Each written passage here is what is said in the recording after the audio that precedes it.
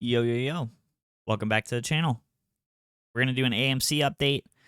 I know that I didn't do an update after market close. What was it? December 23rd, the day before Christmas Eve. But like we talked about in the video before then, we actually got our situation that we wanted to play out. Pretty much to a T. So let's just go to the day chart. To get a breakdown of that. So remember, in that video, what I said that I was looking for, what I was expecting to see, was we were going to have a retracement down to this Fibonacci level, the 618. And I said we could go as low as this 2520 kind of level, or maybe even as low as this 2450. But I wanted to see an early morning drive down in price before we bounce back up and work our way towards max pain, which was $29 on that day. And it's kind of crazy, because like whenever I say those sorts of things, like, and I'll talk about this a little bit more in detail, but obviously I'm saying, that's kind of like an idealist sort of thing. It's not like super likely to happen, but that's exactly what you saw happen. Now it didn't happen exactly like I'd say I wanted it to happen, which my problem with it was I wanted to see it be more steady, like a more rounded sort of move. And the reason for this is for the overall chart, when you have this more curved move up, it just looks more like you have a trend, right? Like you're establishing an uptrend. And I'm not saying that this is necessarily like a terrible situation, like something terrible happened, but I would have preferred to see a more steady rise in price rather than just bounce right back up and then trade sideways like this. And I know that, a lot of people are saying, obviously, look, on Fridays, AMC gets very range bound, especially if it's close to max pain, because what you see happen is, and look, I was calling for this push down to this level, this 26, 25 kind of level for a long time, right? If you've been following the channel, we've been talking about this a lot. And it's kind of a joke for me at this point, because like with those sorts of moves, I'll call, like what's going to happen, but it'll take like it'll take longer than what I'm expecting to happen, but then it eventually does happen, right? It's kind of funny how it works out with AMC in particular. Like I don't really know what it is, but I'm sure that it's manipulated. That's why, that's the comment, right? And of course, but like I think that most stocks in the market are like manipulated by that standard. But we won't get too deeply into that. Look, if you're looking for manipulation, I'll just, I actually posted this on Twitter, but it's kind of hilarious. You can, you can literally just like copy this and then bring it over here, and you can like flip it around a little bit, and it kind of like becomes the same exact thing. Hold on, wait, one more flip, I think. Right, flip it too. Anyway, and yeah, obviously I gotta manipulate it a little bit, but you can see, this thing's it's it's very fractalized, okay? And we've talked about that a lot. You can see this move right here is very similar to this move. So we've talked about that a lot. Obviously that's been a big topic in the community. But what are you gonna do? Overall, the conviction remains the same, right? Like that's the reason that we're here. Doesn't change as a result of that, right? So let's see what we think is going to happen going into next week. And I haven't pre-analyzed the chart or anything like that. I kind of wanted to just let this one fly, if I'm being honest, and just get a fresh look at the chart after the holiday, visiting with my family, stuff like that, and then see what we can dig around and think. Now, it is still my conviction that this move here, whatever this ends up being, like if we have to push down further, whatever, it is still my conviction that this is going to be like a terminal shakeout / spring when this is all said and done in Wyckoff accumulation. And then this is going to behave as a test. Now, like a test of supply. Now, that's my main conviction. That's what I believe most. But obviously, we've run over a few other scenarios.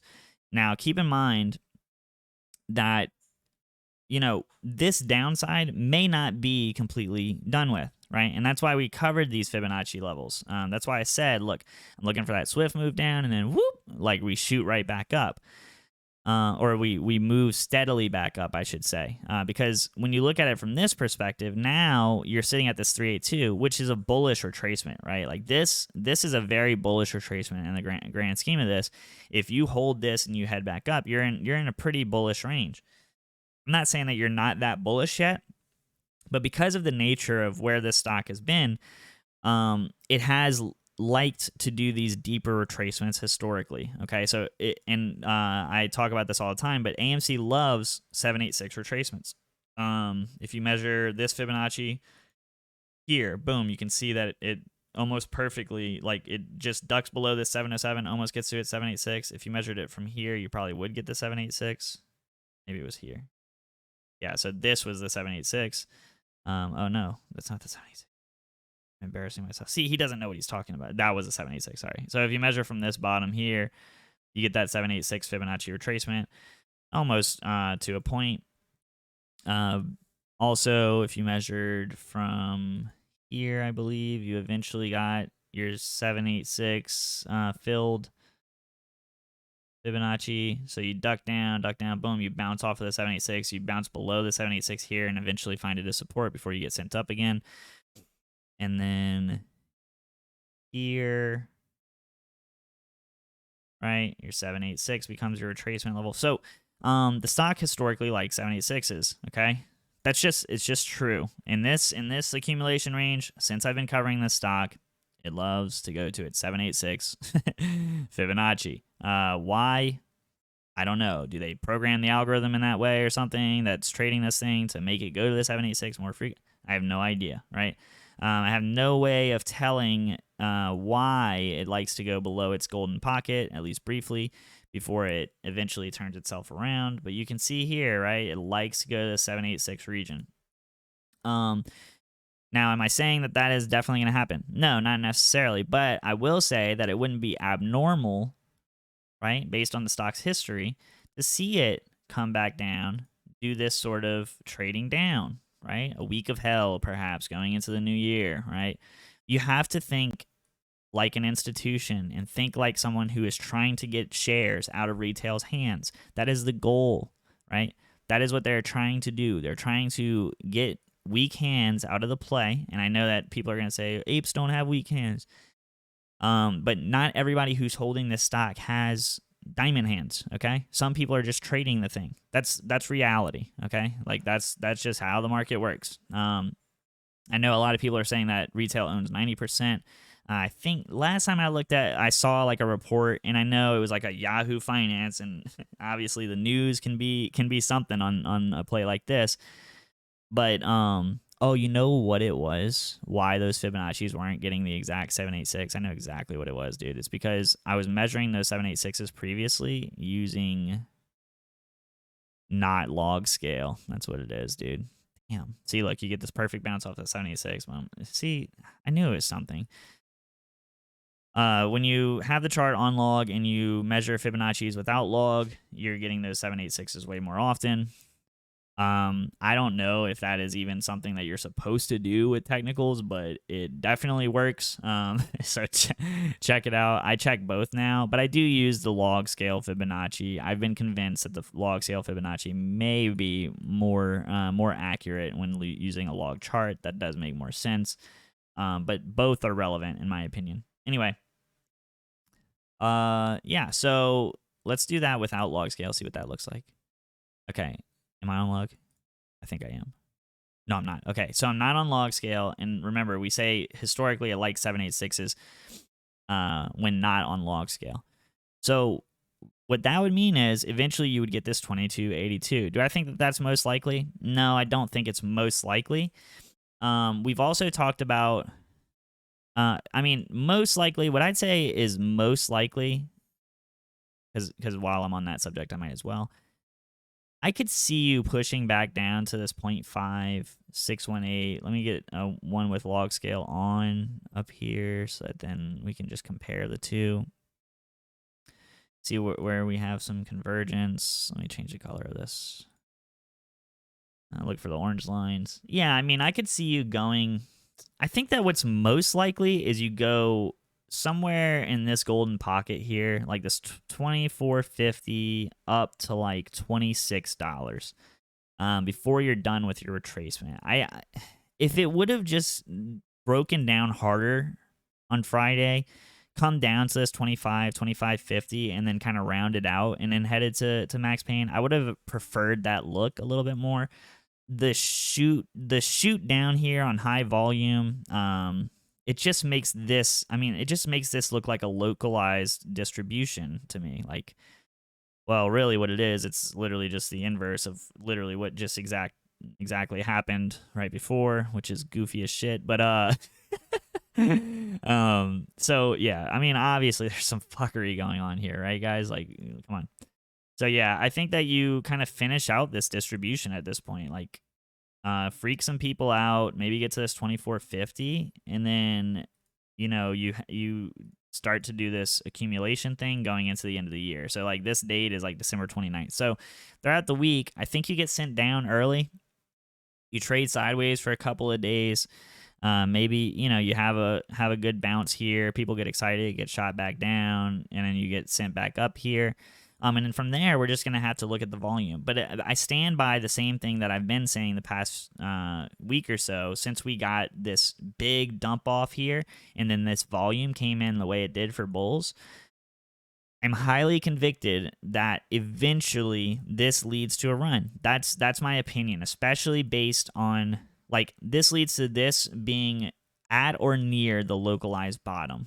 Okay, so again, we've talked about the potential for this entire thing being like a macro, like, terminal shakeout sort of accumulation, right? Which is almost like it becomes like its own accumulation within this larger accumulation. It's that meme that you see if you follow me on Twitter. People are always responding to me, telling me, is this the spring within the spring within the spring within the spring within the but yeah, this is how this can work, right? You can see, I've talked about before, this turn into a phase B kind of distribution that's occurring within a larger accumulation, and this was just a sell climax, or maybe a sell test in phase B. If I could just use my computer. And if you're familiar with the accumulation schematic, oh my goodness, what's happening here? If you're familiar with the accumulation schematics, that would look something like this, where you get sent down even further. I did not double click that time, dude. Didn't, dude. You get sent down in some fashion like this, and then you would have a phase C spring where you break that local low of $20 for a wick, and then you get sent back up. So that's a potential scenario. Again, I think that is less likely than us finding a more local bottom here. Like, you have this trading volume here now, right? Which is nice. So this should behave as some form of support, this green box that I'm making. So I'm hoping that what happens is you go down, you revisit that trading range, bulls come out with some volume, you go in here, boom, you find support, and then you get your sooner than later markup phase going into the end of the year. That's what I think is most likely, and my preference. Like, that's what I would prefer to happen. But we can't take any, like, possibility off of the table, because, it would be much, to be honest with you, it'd be much easier for me to come in to these videos every day and just go, oh yeah, we're going to the moon tomorrow, because, like, that's what everybody wants to hear. If I did that, I would get way more viewers, et cetera, et cetera. But that's just not how.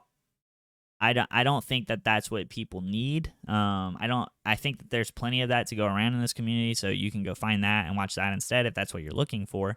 But I think that it's more important that we visit all of the realistic scenarios in technical analysis, and so that then we can understand the price action as it's coming to us, and we don't react emotionally to whatever's happening. Now, sometimes you're still going to react with emotion. That's what I did whenever I bought back here when it was doing this crazy red candle, down to like $22, $23. I bought $22.50, I think, because I was just like, dude, like, that's way too much red. There's no way that it can just keep selling like that. So I bought without looking at any technicals, which, you know, some people gave me crap for, but it's just like, man, like, I'm just trying to get, you know, cheaper shares. We can't be too far from a bottom. And then obviously we've talked about the potential redistribution scenario. You always close to the bear case. I'm gonna give you my likelihood for tomorrow after this, okay? But this would be a more short-term redistribution that's occurring, and and I shouldn't say short-term, because this would make it to where our timeline gets pushed out a little bit more before we see a really big move up. And my justification for this is, to be honest with you, relatively stupid compared to everything else. But the justification, like the reasoning behind it, is really simple. If you pull the Fibonacci here using log scale, you can see that after the buy button collapse, price hovered just above the 618 before it eventually turned around. This is the only thing that hasn't really happened so far in this trading range after the $70 run in June. You haven't seen us come down to that 618 Fibonacci within this localized trading range if you measure from the bottom of the buy button to the top here. And that's how I prefer to measure it, because I measured from the bottom here in January to the top here. So I feel like it's appropriate to measure from the bottom to the top of this run as well. So am I saying that I actually think that this is the least likely scenario from a technical standpoint based on the recent volume that we've seen?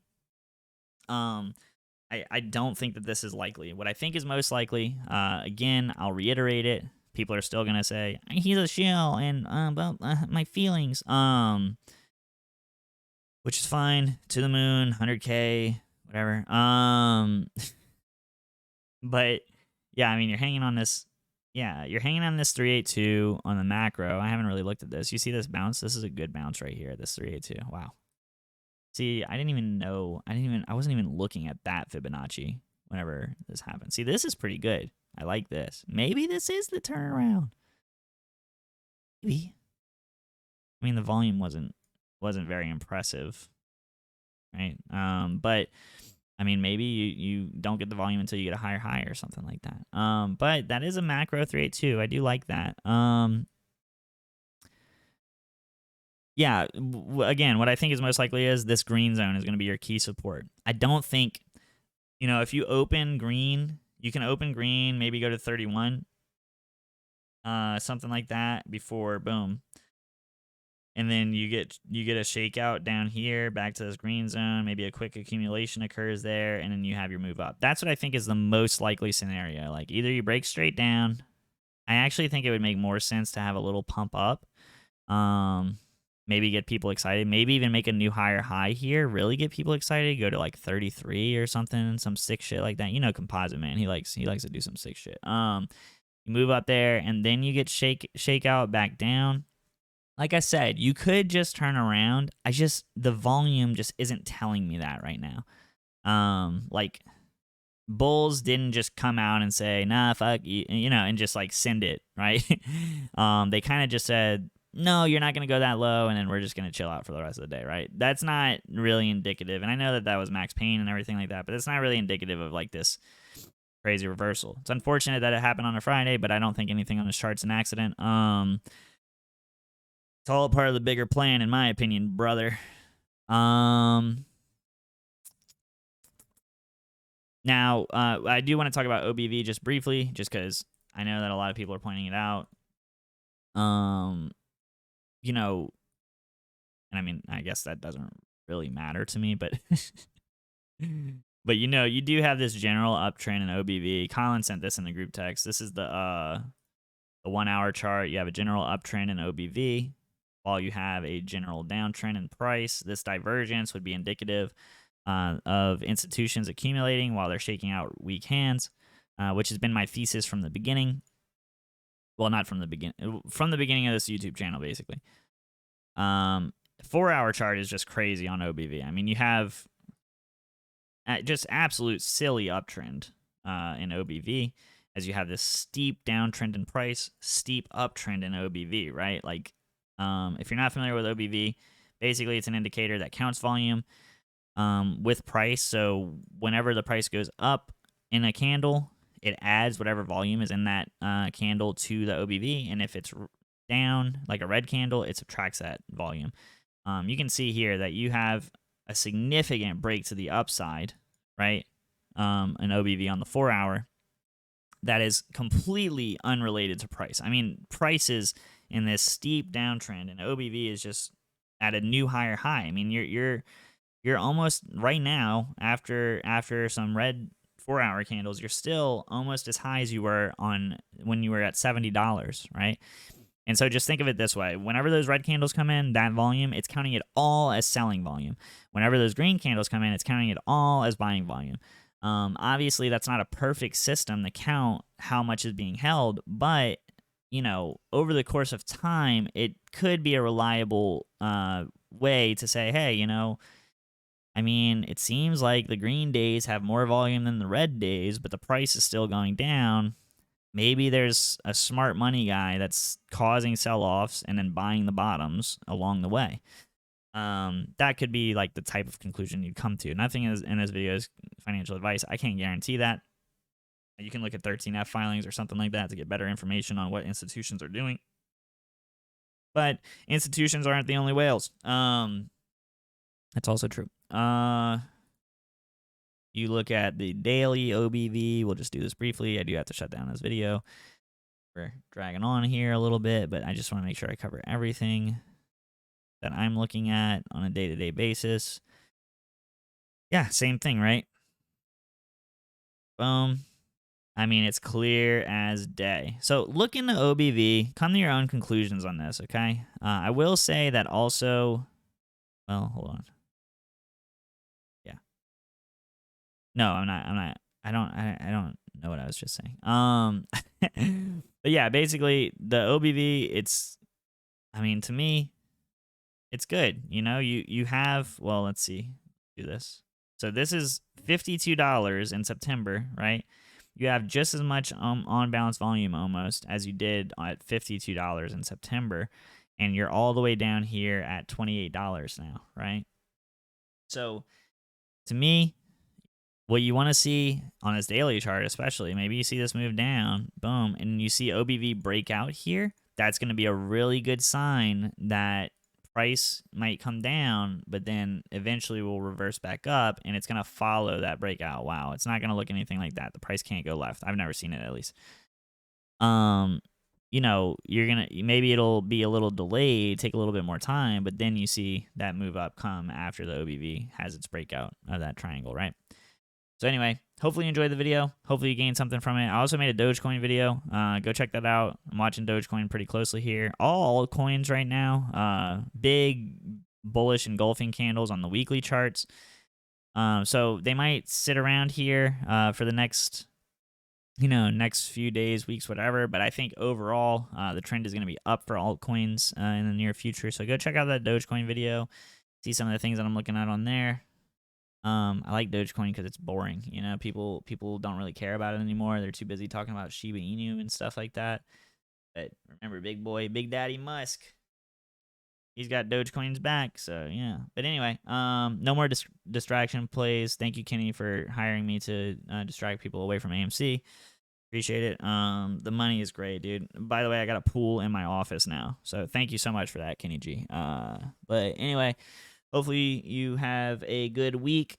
Obviously, I'm going to be posting updates. Follow me on Twitter, my Discord link in the description down below. And until next time.